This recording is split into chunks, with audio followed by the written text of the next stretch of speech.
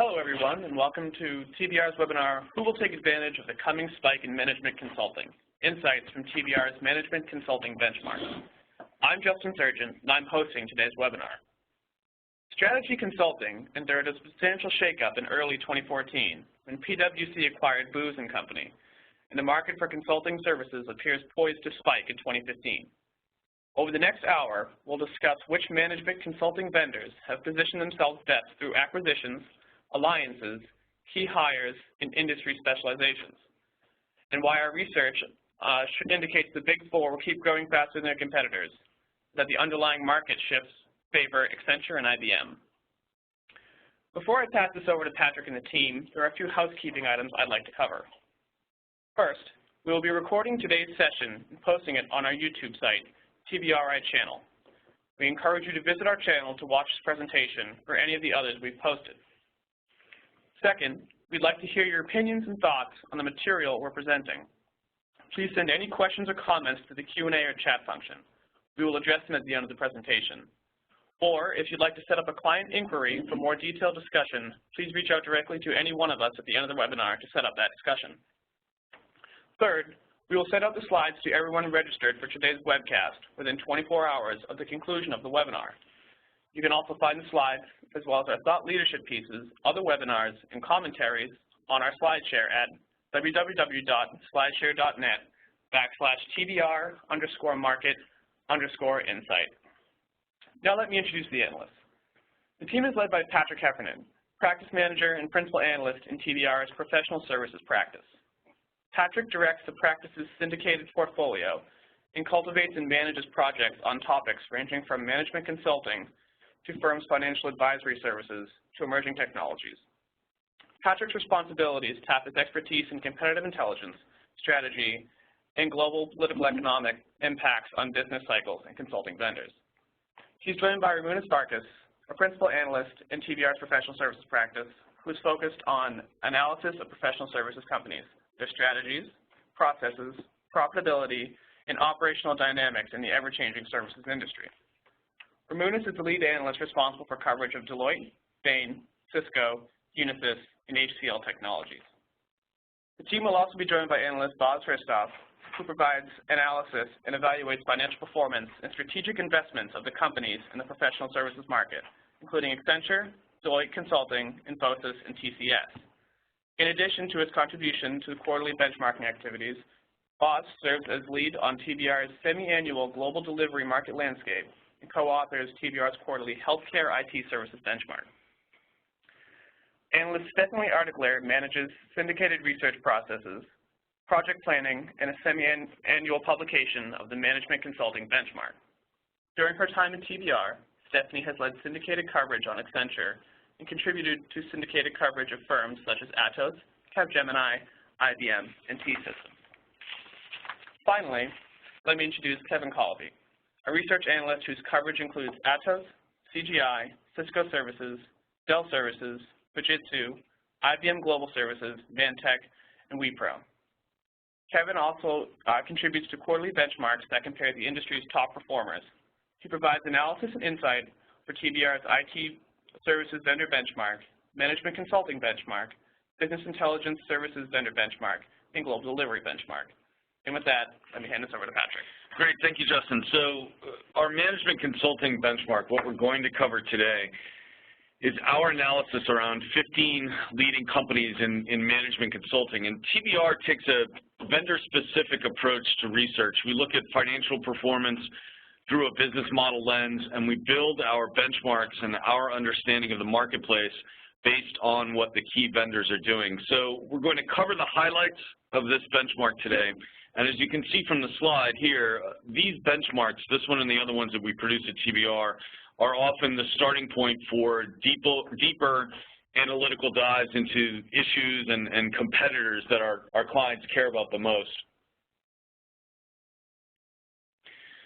So to give you these highlights, we're going to look first at the biggest changes among the vendors and in the marketplace. We're going to focus on a few key companies, and every time that we've done this webinar, we've tried to highlight one or two or three of the companies that have been most active, whether it's through acquisitions or through some other kind of change in the marketplace. And so we're going to do that as well today. And we're going to look ahead to what we expect to see this year and coming years. And as you can see on the slide, it's sort of giving you a little bit of a preview of the things that we're going to talk about. So this is the 10,000-foot view of what's happening out here in the marketplace and the way that we see it. Vendors have enhanced their strategy consulting offerings really in response to client demands that stem from all those reasons that client demand new things, whether it's emerging technology and the uncertainties there, whether it's macroeconomic pressures, regulatory changes. And PwC's, so the strategy has definitely come to the fore again. The green bubble there, acquisitions, PwC's rather splashy acquisition of Booz and Company really kind of marked the midpoint between the early actors, think of Deloitte acquiring Monitor, and then the vendors that are playing catch-up when it comes to acquiring strategy-specific resources. And so EY's acquisition of the Parthenon Group would fall into that category. We're going to talk about PwC and Deloitte both at length in a little bit. But the bottom red circle there sort of represents that every management consulting vendor is touting enhanced technology consulting capabilities that are really centered on baking data analytics into strategy and operations and organization consulting engagements. We've been saying now for a few years how emerging technologies have been permeating throughout management consulting. Well, we've reached the point now where that permeation, that is the right way to say that, right? That permeation is really permanent. I want to call up, though, something important on the slide. It's a key qualifier. The numbers that you see here reflect the benchmarked vendors only. So that's 15 management consulting vendors, not the entire management consulting market. We are, though, seeing some changes in consulting that's happening on vendors that we don't cover in this particular benchmark, but they are companies that we do cover as part of the larger professional services practice. So it's a little odd to take a detour at the very beginning of a presentation, but I want to take a sort of 10,000-foot detour and bring in Kevin Collupy, one of our analysts who covers Dell and EMC and IBM, to talk about those kinds of vendors in this management consulting space. Kevin? Hey, thanks, Patrick. Appreciate that. And I just want to take a few moments, as Patrick said, to discuss a high-level view of what we've been seeing from the hardware-centric vendors that we cover here at TBR. We've definitely seen a rapid increase in interest offering these higher-value engagements around consulting, in part driven by the commoditization of the traditional ITO offerings, the increased pricing pressures from competition, namely the low-cost India-centric vendors. Vendors are attracted to these deeper engagements around consulting by the higher margins that accompany these contracts. Hardware-centric companies such as Dell and EMC are making a strong push to grow the awareness around their consulting capabilities. We attribute this to the slow commoditization around their core businesses. Break, fix, and support and deployment-led services attached to their core businesses is not going to be enough for them to expand their services market share. Dell Services realignment that started in the first half of 2014 is going to limit their short-term profitability, but we see it creating a strong framework and a good framework for them to accelerate their long-term revenue growth. We see Dell building up its industry-focused expertise to deepen relationships and generate its consulting-led engagements. Dell's been expanding beyond its product-driven, just product conversations, to widen that to a more business outcome conversation. Advantages that we see from Dell is their strength in the mid-market and its ability to truly offer an end-to-end solution to create that one point of contact, still at a competitive price. For EMC, we expect an aggressive push to increase the awareness around their consulting capabilities. This will help stem any slowing growth that it's been seeing from its core storage hardware sales. We still believe that customers view EMC services largely as just falling under the break-fix category, and because of this, we do see EMC facing headwinds competing for these higher value contracts, at least in the near term. During 2014, EMC Services signed a consulting-centered contract with a multinational pharmaceutical company EMC also supplied that pharmaceutical contact with storage hardware, and that foot in the door is what we believe helped win that contract bid. And we believe EMC would use this blueprint in future quarters and definitely during 2015 to grow their consulting revenues. And that's just a general, high-level, brief look of what we've seen and what we expect to see during 2015 in the consulting space. Back to you, Patrick. Thank you. You know, one of the things that Kevin mentioned is Dell boosting its industry expertise, and industry expertise is something that the largest and the most successful management consultancies have long considered or long leaned on as a core strength. So it's definitely worth keeping an eye on what Dell is doing there. And then you know, there are other. We've got 15 competitors or 15 vendors in this benchmark. In 2015, we're going to add Bearing Point. There are others. There are other firms out there. Atos comes to mind, making a push in North America, that have an opportunity to influence what's happening in the marketplace. And so while we keep an eye on the benchmark vendors, we're also cognizant of what's happening with the vendors that aren't necessarily in this benchmark.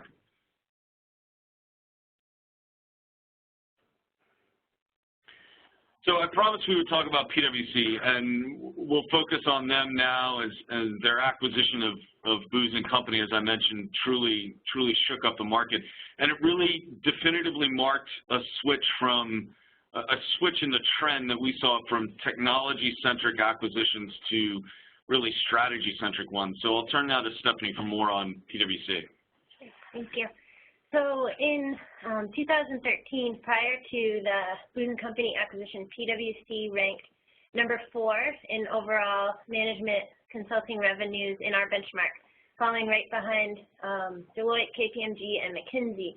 With the Booz and Company acquisition, PwC, its position bumped up a little bit into number 2 for 2014 revenue, that is in our benchmark. And the overall group, the Big Four, is continuing to gain revenue, market share, of the overall management consulting space, which is to continue to challenge other groups in the consulting space to regain market share. So over the past year, PwC launched PwC Digital Services and also gained digital capabilities from Booz Digital, and in June acquired Optimal Experience. PwC also formed a joint business relationship with Google. That relationship aims to help clients adjust their business models to disruptive market forces and innovate for growth, including becoming more comfortable with cloud. So between the launch of PwC Digital Services and the business relationship with Google, PwC may be best positioned to take advantage of the spike we're expecting to see in consulting demand in 2015. Along with that, we think the vendors that are best at managing talent and developing a convincing value proposition around the blend of strategy, technology, and execution will be best positioned to grow. And we think that the vendors that are going to see success are going to be the ones that are able to adapt to the various customer types, including those looking for overall strategy or those narrowing in on specific challenges, especially in regard to how IT can provide specific business outcomes. And I think the point on managing their own resources is going to be critical, and it's something we're keeping a close eye on is which these management consultancies, the Big Four in particular, are huge. How well they manage their own talent, how well they bring in acquisitions and really turn them right around and get them out the door as really part of their firm is going to be critical to how well their success goes. So one other thing I want to mention on PwC and Google, back in October, November or so, we published something on that which goes into that development in much more detail. You can, I'm sure, find it on the site or email us. We'll send it to you. So you can all see Deloitte peeking out from behind everybody else in this. You know, in previous webinars, we've had Deloitte as a Godzilla eating the rest of the market. So we need to dive a little deeper into them. They're Their success really perfectly illustrates one of the main findings of the most recently published benchmark, and that's that, as Stephanie said, the Big Four are really perfectly suited for the market as it is today. So, Boz, let's walk through a little bit more on Deloitte. Sure. Thank you, Patrick. So as Patrick mentioned, I mean, Deloitte has been, we've illustrated Deloitte as a good deal in the management consulting, among management consulting companies, and it does remain. I mean, it remains the largest management consulting revenue among 15 companies within the study, and among one of the fastest growing at the same time. For example, Deloitte's 1H14 management consulting revenue exceeded IBM's, Accenture, and Capgemini's combined management consulting revenues, and also is expected to grow from 2013 to 2014 faster than all but two other vendors. So just to give you like an idea how large and how fast growing Deloitte is. And really, the way we see it and what we have identified as a core strength for Deloitte's success is they're able to, the firm is able to capitalize on its appetite for technology, at least towards technology, at least among the Big Four, was kind of pioneer of ramping up its technology portfolio and really developing a view of an end-to-end professional services vendor. The company has realized the fact that adding a layer of technology on top of established strategy consulting capability is much easier than the other way around. I mean, you through acquisitions, through alliances, and R&D, but you need to have that permission to talk to the C-suite, and that's what Deloitte already had, and just are adding those layers of technology. And changing from strategy only to strategy and transformation of IT infrastructure and embedding those technology play really a key role to Deloitte's success, especially when on the other side you have a tech-savvy clients who understand what their needs are, not just IT, but also business outcome needs, and that's what Deloitte was able to deliver. For Deloitte's success, really, Deloitte was able to win engagement, wrapping featured offerings from cloud, analytics, healthcare reform, mergers and acquisitions, supply chain transformation, the whole horizontal stack you can think of, and that's really paired up with the legacy advisory capabilities, helping to win such a large share among the management consulting vendors. With that, I'll turn it over to Patrick. Excellent, thanks. And I think we've talked about Deloitte in every single webinar that we've done because they have consistently been the largest and consistently been one of the fastest growing. So now we have the other end of that spectrum, and that would be the smallest and the slowest growers. The human resource or human capital-centric firms are a challenge for us in this benchmark, given their relative size and decline. And what you're looking at here is highlighting Mercer. The other two firms in that purple section are Towers Watson and Aon Hewitt. The Big Four is green, the strategy-led firms are blue, and then the solutions-led companies are in gray. And as you can see over the last couple of years, Mercer and the human capital-centric companies as a whole have lost market share within these benchmark firms. Their percentage of the benchmark revenues is going down. You know, and if you look back even historically, that in the first half of 2012, there was about a $200 million revenue gap between just within the HR consulting service line, the sub-service line for HR consulting. There was a $200 million revenue gap between the Big Four and these three firms, Mercer, Aon, and Towers. Now, in the first half of 2014, 2 years later, that gap has closed down to $80 million. So the Big Four are taking over this space. Why? To just give one example, for KPMG, HR consulting is the second largest and the second fastest growing service line for them, 8.6 year to year. It comprises 17.8% of their total operations consulting sales in the first half of 2014. And KPMG is not the one we think of as being the most dynamic of the Big Four. What can the HR firms do?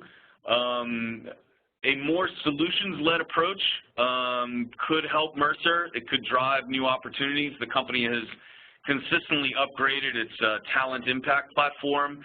It's investing in further automation. But those efforts and by Mercer and similar moves by Towers Watson and Aon Hewitt will probably stem the losses or could stem the losses in this management consulting space. It's unlikely the way we see it that they're going to ever regain the market share of this benchmark that they had in the past. So now you've all been wondering, who are those other gray bubbles? And so this slide finally gives you the chance to see them all. I want to focus for a little bit now on the strategy-centric firms. So those 5 firms, McKinsey, Bain, BCG, A.T. Kearney, and Oliver Wyman, they actually earn less than half of the management consulting revenues of the Big Four put together. So as what we've seen, as I mentioned before, emerging technologies permeating throughout management consulting and reaching that state of permanent permeation, these strategy-centric firms have to make a choice. You have McKinsey's move down the stack approach, do more implementation, do more of the technology-centric consulting, and then you have Bain and A.T. Kearney, which are really staying the course for themselves, continuing along with a strategy-first model. I want to highlight now McKinsey and talk about them a little bit, and we'll bring Jacob over to talk about that. I'll switch seats with him. There's no way down here. So McKinsey, you're really seeing a shift in partially because shift in the strategy, partially because they're feeling a lot of pressure from the Big Four, and they want to, I think, move down the stack a little bit to broaden their engagements. Traditionally, they'd come in with their consulting, and they would, engage with their clients, but then eventually their clients would leave, and they'd go and hire maybe a Big Four firm to go and implement their recommendations. And I think they are now realizing that they're losing some revenue, and they're missing out on some really great opportunities to kind of differentiate themselves from their peers. So in 2012, they introduced the McKinsey Implementation Group, and they've really scaled that thing pretty quickly. They're already up to 180 people now, approximately, and we here at TBR believe that they're going to continue to grow that business. And we really think it's important for them because they are able to really help clients meet their business outcome goals, having the implementation unit. And I think that's really helpful for them in winning more engagements and kind of for their marketing. And we're also seeing McKinsey really kind of stress their analytics capabilities. And what they're doing is, they have their McKinsey Solutions Group, and they've been really, I think, been quite successful now with being able to kind of provide some analytics-based consulting and help clients with technology and to understand their markets better by using technology. And they've definitely been more active on that front. They went and acquired a small digital marketing group called Agility, and they, seemingly really want to make digital a much bigger part of their practice. And they've also went out and formed an alliance with Eversight to create a new cloud benchmark. And they're just really just being more active on that end. And we really see McKinsey wanting to kind of position themselves as being, I think, more things to people than maybe they were previously. And I think they just really want to add more value for clients. Thanks. Yeah, the McKinsey story is interesting for us in large part because of when you think of management consulting and you think of strategy, it's McKinsey who's the first firm to come to mind. They certainly have the global brand that everybody else wants. The challenge for them is, as the marketplace has shifted, can they continue to shift along with it? And for us, from TBR's perspective, looking at companies' business models, looking at vendor-specific, but looking at their business model, the challenge for McKinsey is going to be being able to continue to be the McKinsey that they've been in the past, while at the same time bringing in folks who are more technology-centered and honestly cheaper, and being able to have resources that are not the traditional McKinsey kind of resources. And how they manage that is, as I mentioned before, we're keeping a very close eye on how all these companies manage their talent internally, and McKinsey is a perfect example of something we have to keep a close eye on. So we've been doing this webinar, well, yes, but we've been doing this benchmark for a few years now. So we've been able to go back and look at some of the predictions that we've made and see how well those predictions have panned out. I'm actually going to take this slide from right to left this time.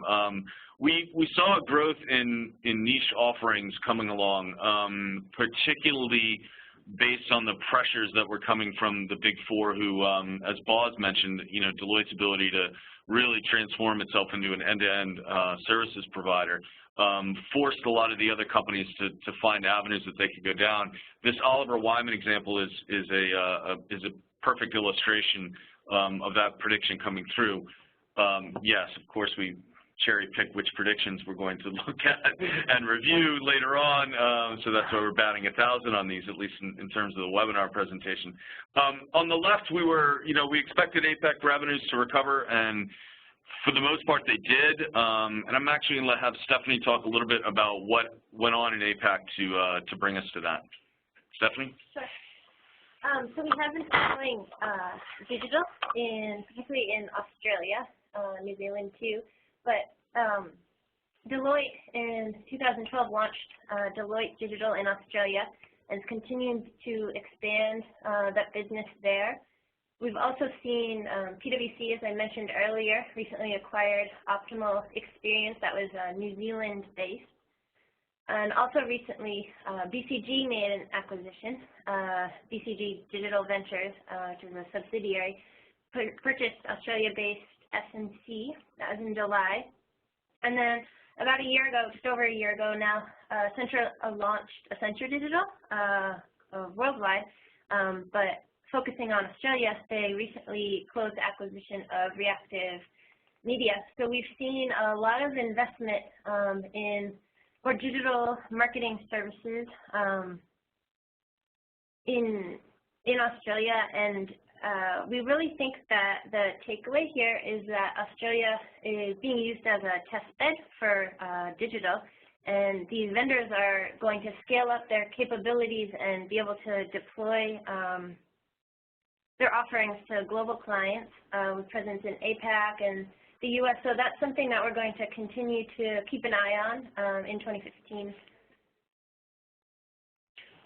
And that's a perfect segue to this slide, which shows some activity from E&Y in APAC. This slide is a lot less confusing than it looks, I think. The yellow dot is Accenture's moves in the Middle East and Africa. The green is where E&Y has been making some acquisitions, and then the red is Deloitte. And this is not in any way comprehensive of the benchmark or of even these particular vendors. But what it does is it illustrates how we're seeing every strategy, every tactic, every move that's available to grow in the emerging markets is in play here. I think there's a lot more detail about EY and Accenture on this slide, and that their stories are fairly straightforward. But I'd like to have Boz dive deeper into what Deloitte has been doing. Sure, thank you, Patrick. As I mentioned earlier, Deloitte has been really expanding and scaling up global footprint. There's increased cross-collaboration between the partner firms as well, and we're trying to capture share in emerging markets, a diversified portfolio, and diversified presence as well. And just a couple of examples here to highlight. Excuse me. Energy has been a primary vertical for Deloitte in Canada. However, in recent investments and opportunities, Deloitte has pursued investments beyond energy in the region. The company has acquired a security firm. It also partners with legal services and a digital strategy firm as well. So it's really getting to diversify to capture the position itself, and kind of going back to my previous comment about, okay, well, who's doing the best and who's doing the fastest, and Deloitte is kind of identifying and kind of has the aggressiveness towards those investments and position itself. And another example here is its position in Brazil, and the company opened a Center of Excellence back in 2013, which I believe houses over 100 professionals currently to support the energy and oil operations, which we believe has certainly support its overall America's management consulting performance. But we know that Brazil market, from a macroeconomic view, has been somewhat challenging and experienced some headwinds over the last couple of years. But having Deloitte being there already, its presence, we believe that positions them for, well, that market will rebound sooner or later. So Deloitte is already there. Energy and just the oil sector is certainly an area of opportunities for not just Deloitte, but across the globe. We know that the sector is under a close view by many stakeholders.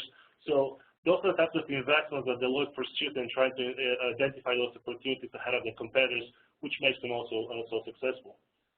Patrick, do you want to add something to that slide? No, I want to jump to the next one because it talked about energy, which you mentioned. So one of the verticals we cover within the management consulting benchmark, we take a look at 8 different verticals, and we break out our global revenue estimates for these companies, these vendors within the management consulting space, based on these 8 different verticals. Oh, it's actually 9. It's 8 plus other, but for the most part, we've narrowed it down. So this slide is a very high-level look at energy. We're going to be publishing shortly a more detailed look at the energy sector. It'll be a detailed paper on the management consulting trends in the energy sector. When I look at the 4 that are on here, and this came directly out of the research we did for the benchmark, I think it's digitization and it's smart grid that are going to generate the most heat in 2015. We're not going to dive too much deeper into this. It's the research that's about to come out, and anyone who's on this webinar will be able to see that as well. And there we go. So management consulting, what we've been talking about so far, is one part of what we cover within professional services here at TBR. I want to put that into some context and have Ramunas, Svarcas, and Boz give some highlights from the broader IT services sector. Ramunas? Thank you. As Patrick kind of pointed out at the very beginning of the presentation, we're seeing management consulting revenues growing at almost twice the rate, in fact, over twice the rate in terms from a growth rate perspective compared to the IT services market. TBR is a firm that focuses on other firms, and we look at it in terms of benchmarks. And our IT services benchmark is our oldest benchmark, where we've been following the IT services market for quite a while. We have several other benchmarks. We won't get into those in terms of a comparative of how management consulting is performing versus them.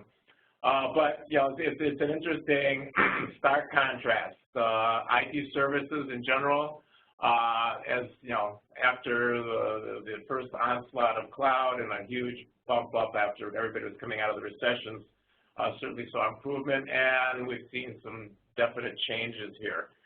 Between the 2 benchmarks, well, we really cover over 41 companies.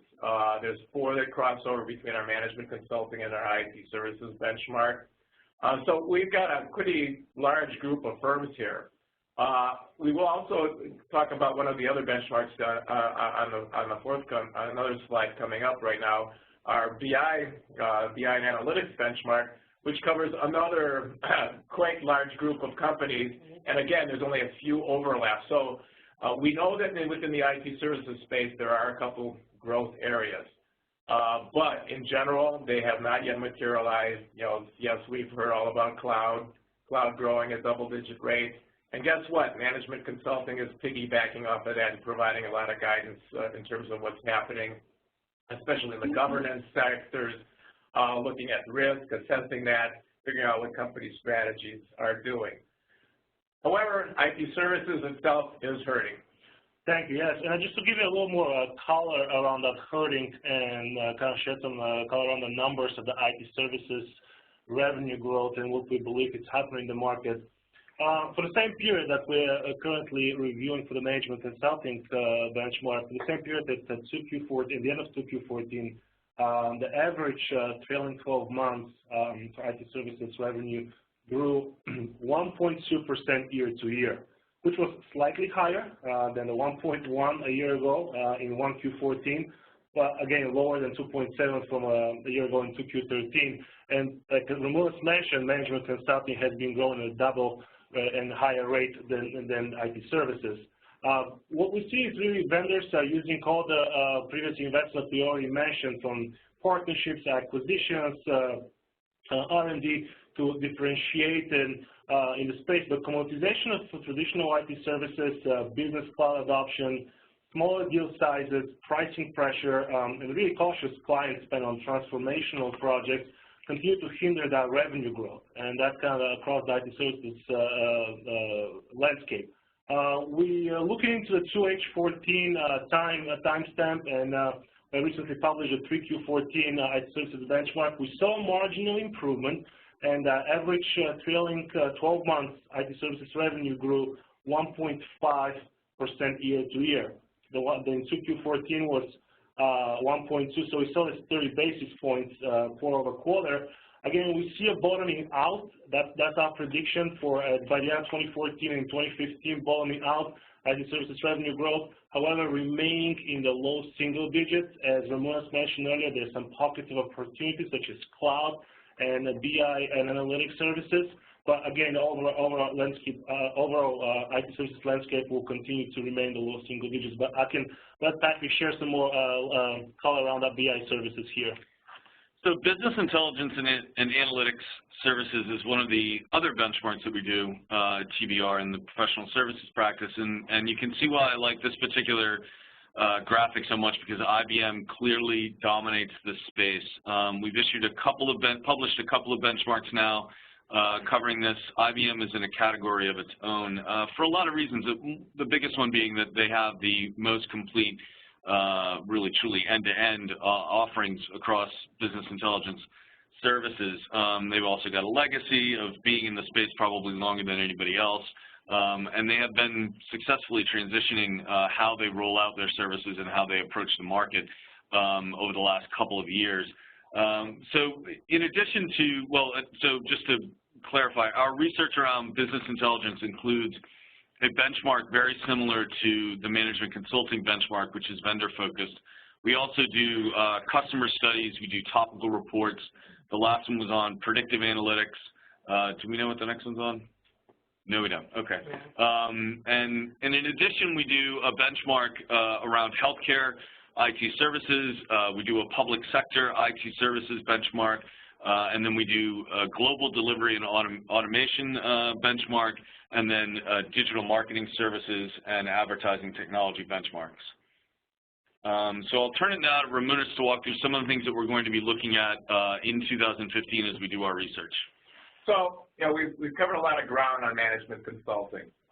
Some of the trends that we pointed out, we believe, are going to continue into the future here, especially as we report on the results of the fourth quarter and roll out our year-end management consulting benchmark for 2014. The trends we're seeing within the management consulting firms are not unlike the trends we're seeing in the IT services space, in the BI space. They're very similar across the board, yet how companies are addressing them there are some differences.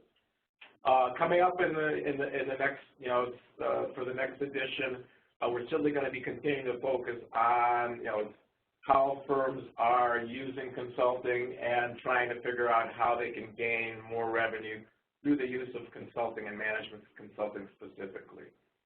The trend of crossing over the line from management consulting to IT consulting and back, we already highlighted that the management consulting firms are succeeding a little bit better than the IT services firms in terms of the crossover from management to IT versus IT to management. But everybody is determined to start playing in this space. The competition is going to gear up. And, we're going to probably see more co-opetition probably in some cases, more partnerships being formed where one or the other side of the equation doesn't have a strength. And it's certainly going to be a key area of interest, and we're already hearing about some of these partnerships and relationships starting to form here at the end of 2014. Acquisitions, there were quite a few last year. We expect more to come, We believe that many of the IT services firms are going to be trying to acquire smaller consulting firms to help them in their endeavors. Conversely, the Big Four especially and some of the strategy firms may be trying to bite off either little small consultancies that help them in a specific niche marketplace, or trying to bite off and get some kind of IT experience and IT staffing to help them bridge the gap into the systems integration and implementation side of the equation. The final topic that I think is really starting to emerge, and we're seeing it across the board, is talent management. And we're not talking about talent management in terms of what the HR firms are going to do, although it may provide an opportunity for them, but the firms themselves that are engaged in consulting, be it IT or management consulting. We're hearing much more discussion about, yes, we steal staff from one group to another, from one company to another, but they're really starting to focus on training and expanding the staff and/or improving their own retention rates, reducing attrition, trying to protect the resources they have, and training them to basically deal with the new environment, which is really an outcome-based environment that it needs a strong strategy approach to make sure you don't make a mistake in your organization. So with that, I think we're going to open it up for questions. Oh, wait. Oh, I got one more thing to say before you open it for questions. Sorry. So you can see right here, this is the full breadth and depth of what's covered in the benchmark that we've been talking about. The blue highlights are what we covered today. So there's a lot that we didn't cover, and it's a big, huge, fat benchmark. There's a lot in there, and that's why in an hour and 45 minutes or whatever we had, we couldn't have covered it all. But it does open us up now, I think, for questions. That's the perfect segue, all the things we didn't cover. I'm actually going to leave this up so folks can see everything that's in there. So one of the questions that came in, are we ready for the Accenture one and Deloitte? Yeah. So the question is, Accenture would appear similarly positioned as Deloitte to bring digital and analytics to the C-suite. How would you compare their performance here to Deloitte's? Stephanie? Sure. Okay, so I would agree that Accenture and Deloitte, they're definitely positioned to target the C-level executives with their digital and analytics capabilities. So they're big competitors of each other. What Accenture has done recently within just over the past year is launched Accenture Strategy along with Accenture Digital, and Accenture Strategy is really highlighting their industry-specific expertise in consulting, which pegs them right up against Deloitte there. Looking at Accenture Digital, which is comprised of Accenture Analytics, Mobility, and Interactive. When I was talking about the digital marketing services piece earlier, that's only a small portion of Accenture Digital, which, again, Deloitte offers more than just digital marketing services. So digital is actually an area at TBR that we're doing more research in. It's new. A newer area. We're taking a deeper look at what the companies are doing. So as of right now, we're still working on our data, and I don't have figures to peg the two companies against each other to tell you who is outperforming who, but I know from listening to a digital webcast from Accenture and through research as well, we're placing Accenture and the digital marketing services in double-digit growth rate, like on year-to-year compare. And like I said, I just don't have a figure right now for Deloitte. If Boz, do you want to add anything? Sure. I mean, absolutely. I mean, we don't have the rates or the numbers yet to peg them against each other. One thing to highlight here in terms of Accenture compared to Deloitte, Accenture has the global delivery model and the cohesiveness of its operations, which allow them to be a little more agile when it comes to price point. Deloitte still struggles with partner-run operations, and while we've seen increased cross-collaboration between the partner firms to provide that agility, is still perceived by many customers at premium price. and that could hurt them in the long run unless the firm really looking to internal organization and provide a little more cohesive view and more of a also support, especially on the support piece, a little more expensive low-cost presence that could allow them with more price flexibility. Yeah, and I'll just add, I have been looking at Accenture Digital very closely over the last month or so, and Stephanie's right, they've been growing at substantial double digits rates in digital. I think when you put those two side by side, as Boz mentioned, Deloitte has to overcome the challenge of its own organization, which ends up being actually a strength for Accenture, their global organization, their global delivery network.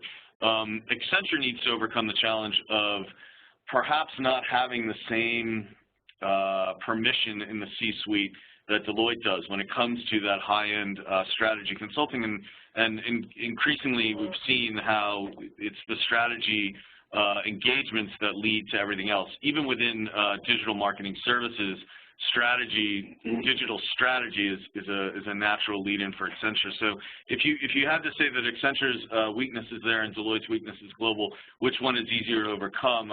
In some ways I'm almost tempted to say I'd put my bet on Accenture, only because they can gain that permission through sort of consistently delivering and consistently building their own strategy capabilities. It's going to be much harder for Deloitte to make that challenge. All right, the next one I want to tackle, we raised this at the beginning, and so we're going to highlight very quickly the answer on this one, but it's a good question. What are you thinking now about IT services firms exploring the management consulting market? HP, EDS, Dell Services, Hitachi have shown some interest in the past. Not sure if they are in the IT services benchmark. So Hitachi definitely is in the IT services benchmark, right, Ramunas? And HP as well, and Dell as well. So those three companies are in the IT services benchmark. But I'll have Kevin repeat a little bit of what he said about Dell Services in particular from earlier in the webinar. Yeah, we're definitely seeing Dell, EMC, and even HP. There is definitely expressing strong interest in growing their capabilities and definitely driving that higher value conversations, consulting-based solutions. It's definitely something they're interested in offering. We do believe it's easier for consulting firms to go out and strengthen their IT than it is for these IT firms to go out and strengthen their consulting. I think a lot of that has to do with the people that they do have, and in the past there's been that drive to low-cost offshore headcount. We enter this thinking a little bit skeptical around the companies, how much they can gain market share in this space. I think I'm going to add also to that we know for a fact that some of the big four firms are working with the traditional IT hardware vendors, providing that service, especially at the strategy level, and then balancing it off and letting the IT-centric firm take over and do the implementation, especially in large-scale type deals. Whether or not the traditional hardware vendors are actually going to try to crack that shell and get up into the strategy space in full force is yet to be seen. Even IBM has had some challenges in terms of getting to the top of the chain for some in some companies. Much of it depends on the relationship with the firm and your clients. In some cases where you have a strong relationship and you do already have a seat at the CEO level, you have a better chance and can drive that in. In other cases, the big four or some of the strategy firms have the upper hand there, and they will drag in the IT vendors. So it's right now a co-opetition. You do what you do best, I will do what we do best situation, and then it may evolve, but we haven't seen yet really make a big shift one direction or another at the present time. We just know that everybody's competing there. Right, and the Indian firms are another example of companies that are large in the IT services space, but they don't have the people or the permission to play in management consulting, although they have tried and they've made efforts in the past. I think, as Kevin mentioned earlier about Dell Services, a shift in focus to emphasize their industry expertise really echoes what the most successful management consulting firms have done in the past and have as one of their core strengths. So, I mean, if you had to look at them all and say, well, who has the potential to make the strongest move or the most dramatic push into this space, you know, you could argue that Dell Services at least is mimicking the right strategies that have worked in the past. I want to take a question now. The question is, in healthcare vertical, what are the key strategies being focused on for management consulting? What has helped those that have grown revenue this year? And I'll turn to Boz for this. Sure, yes, Patrick, thank you. Well, I mean, the healthcare vertical certainly represents, it's one of those pockets, as we mentioned earlier about cloud and BI and analytics, as the vertical itself, it's outpacing the overall IT services revenue growth, and mainly driven by the Affordable Care Act opportunities. We've seen some deceleration in growth, but there's certainly still a lot of opportunities to expand. What we see in some of the couple of the vendors actually that overlap between management consulting benchmark and in our healthcare and IT services benchmark are Deloitte and Accenture, and they're actually in their revenue growth leaders in that benchmark. And really the key to success, the core strengths tied into what we mentioned earlier, they rely on the consulting-led models, and they're able to drive high-value engagements that contain elements of analytics, EHR, electronic health records, and population health management solutions. So they're able to fold that industry expertise onto top of their already strategy consulting strength and add the technology portfolio that they already carry on the back end and provide end-to-end services and sustain that leading revenue growth performance among the healthcare IT services vendor that we also track in that benchmark as well, and just to cross-check with the management consultants as well. Okay, we'll do another question now. It's a question on McKinsey. While their margins are strong, their growth is not at the same pace. Does this reflect a decline in the strategic consulting market? Is this a trend observed with the strategy consulting in all these companies? Well, what's curious here has been the split among the strategy consulting firm, the strategy-centric firms. So of the 5 that are in the benchmark, McKinsey and BCG are taking one path.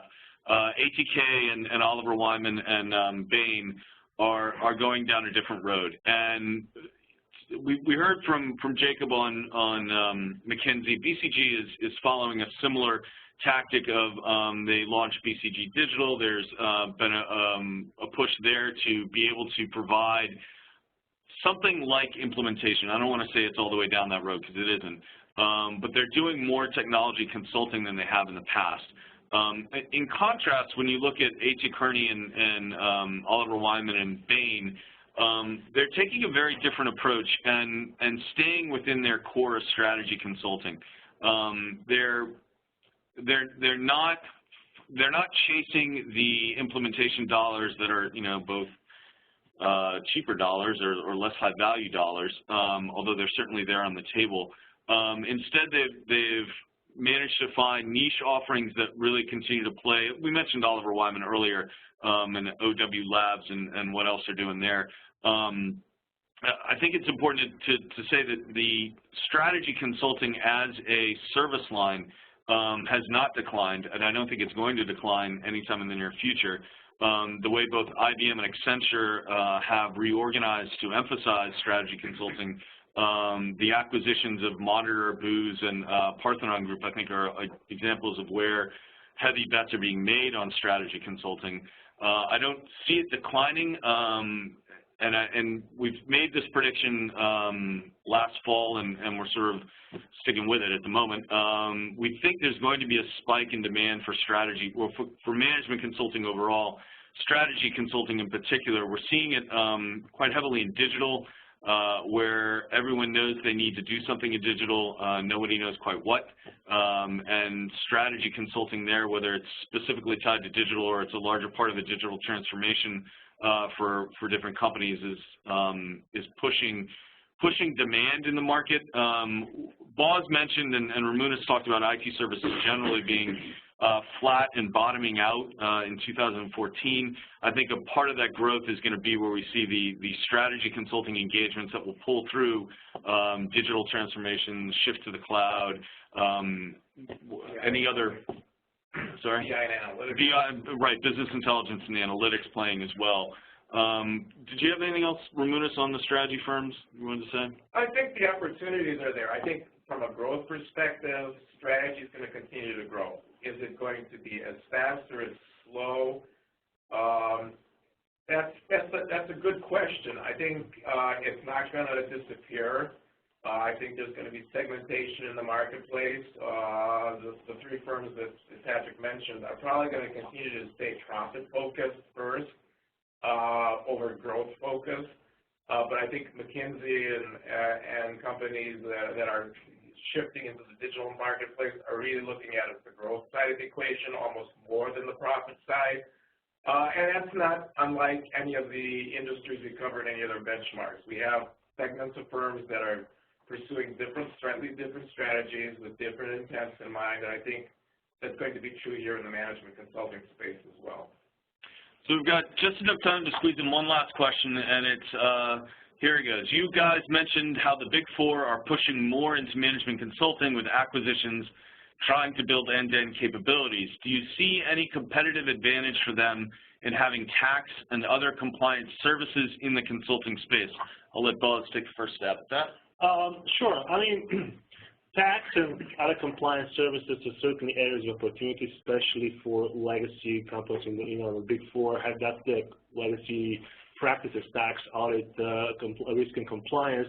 And we've certainly seen opportunities where, and again, it comes to that technology portfolio that the company has on the back end it's carrying, especially with the tax and tax practice, where the company, the firm, for example, Deloitte, is moving into existing and clients are trying to cross-sell and upsell with, hey, they provide some consulting, but also they have a software that could actually try to be delivered as a service and kind of ties to that whole cloud as an opportunity and kind of ties with the overall technology consulting space. So it's kind of I think what we see is that maybe audit not as much, but certainly tax and compliance and risk services are areas where we believe the Big Four, Deloitte, prime example, is certainly pushing and using that as a client base and expanding wallet share essentially from existing clients in the tax space. I think the acquisitions that they made are giving them more of a comprehensive view of the management consulting portfolio, but the technology layer that they're adding to the existing consulting certainly helps with existing tax clients. And there's now a great big caveat. We need to say but, and then we'll have Stephanie explain what the rest of that is. All right, I'm going to jump in talking about PwC here. So PwC, they acquired one of our vendors that we used to cover in this benchmark. We're now down to 15. We had 16 before with Booz and Company. And with that acquisition, because PwC does a lot of tax and audit work with U.S. clients, and Booz and Company had a lot of U.S. clients, PwC actually lost a little bit of that, of Booz and Company's booked business with the acquisitions due to the Sarbanes-Oxley rules. So we've seen that, and we've taken that into account too as we've done our modeling here with the acquisition. And we're over time, so I'll turn it back to Justin now to sort of wrap things up. All right, well, Patrick, and thank you everyone for your questions. You can follow the Analysts in TBR on Twitter at the handles listed here, and please check out our pages on SlideShare and YouTube as well. But before you sign off, we'd like to ask you to take a brief survey about today's webinar. As we research the performance of technology companies, we're also studying how we're helping our clients, and your feedback would be greatly appreciated. We'll leave the chat function open for another 5 minutes or so to give folks a chance to ask any last-minute questions, and we'll see you again next quarter.